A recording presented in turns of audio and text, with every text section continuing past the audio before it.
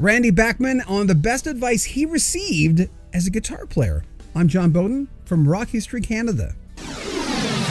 You know, as we're all coming up, we get advice from people. It's not always good advice. I remember when I was in my teens, I decided I wanted to get into radio in the 70s. And I asked this big, burly, chain-smoking radio guy if I should get into radio. And he just said, "Don't do it. You'll never make any money." And, you know, as he was telling me this, I was looking at the guy going, he's about to blow a fuse. He's going to have a heart attack at any moment. And I met a lot of radio guys in the 70s that kind of were like that. I mean, they were a little jaded and radio hadn't taught them well. Randy Bachman talks about Lenny Breau in a whole other site. And Lenny was an unhealthy guy. He died at 43 in 1984. Did he drown? No one knows. Was he murdered? There's speculation on both sides. There was substance abuse his whole life, but he was a great musical mentor to Randy Bachman. He always said to me, "Learn to write songs." And I said, "Why?" He said, "They'll always be a better guitar player. They'll always be a faster gun." And he was practicing 10 and 12 hours a day. And I kept saying to him, I want to play like Hank Marvin from the Shadows. I want to play like Duane Eddy. I want to play like Chuck Berry. And he'd say, "That's great. Learn to play that way, but don't stop. Learn to write the songs that they're playing." And because it'll always be, a faster gun. A younger, faster gun will come in town. It's like the old gunfighter thing, right? Someone always comes in younger and faster and gets all the press. They shoot you, basically. And so I started at that point concentrating on writing songs. And I knew that depending on the market, I wouldn't be classed as a superstar guitar player.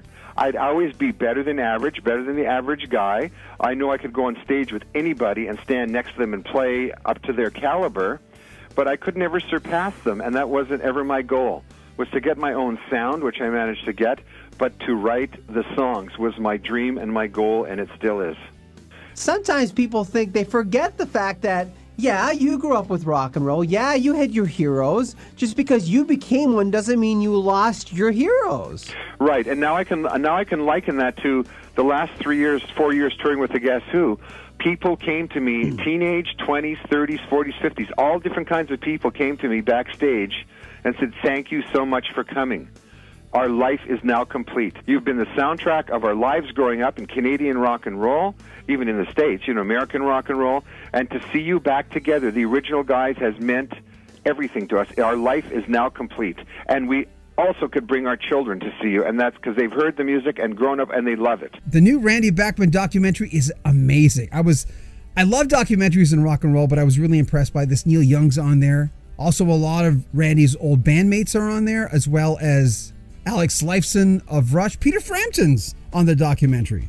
And a lot of other people who were inspired and still are really inspired by Randy Bachman. It's available on iTunes, Amazon Prime Video, Google Play, and DVD, of course. In this country, in Canada, you can get it on the Documentary Network. By George By Bachman is his new album as well. It's a tip of the hat to George Harrison with new takes of old Harrison songs. Information in the description of this video. Make sure you comment on this video, subscribe to our channel, and share our videos. And keep in mind, there's 5 Randy Bachman's segments on this channel and 5 on our Big Rock channel. We've got this Big Rock channel called Rock History Music, and there'll be links in the description of this video. I'm John Beaudin from Rock History Canada.